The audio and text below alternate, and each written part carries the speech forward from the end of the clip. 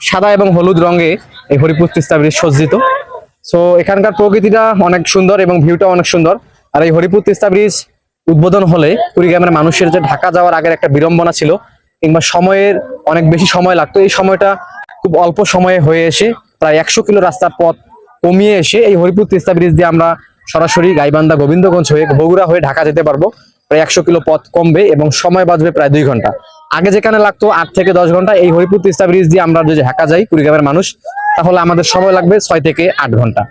তবে এই হরিপুর আমাদের কুড়িগ্রামটি খুবই অবহেলিত ছিল এবং গাইবান্ধার জেলার মধ্যে কোনো সেতু বন্ধন ছিল না। এই হরিপুর তিস্তা ব্রিজটি হচ্ছে গাইবান্ধা এবং কুড়িগ্রাম জেলার মানুষের মধ্যে একটি সেতু বন্ধন সৃষ্টি করতেছে, যার কারণে মূলত সেতু বন্ধনটি হলে ব্যবসা বাণিজ্যে কুড়িগ্রামের মানুষ অনেক দূর এগিয়ে যাবে, প্লাস হচ্ছে গাইবান্ধার মানুষের অনেক সুবিধা হবে।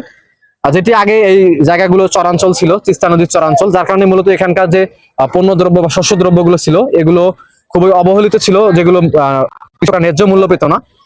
কোনোভাবেই তারা হয়তো রপ্তানি করতে অসুবিধা হতো।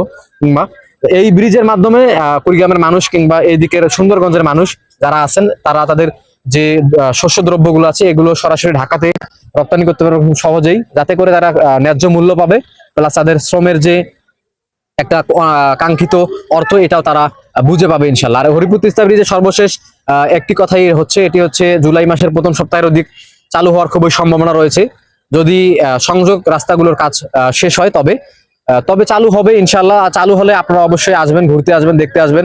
আর হরিপুর তিস্তা ব্রিজের ভিউটা আপনাদের অবশ্যই ভালো লাগবে। তো সকলে ভালো থাকবেন, দেখা হবে পরবর্তী কোনো একটি ভিডিওতে। আল্লাহ হাফেজ।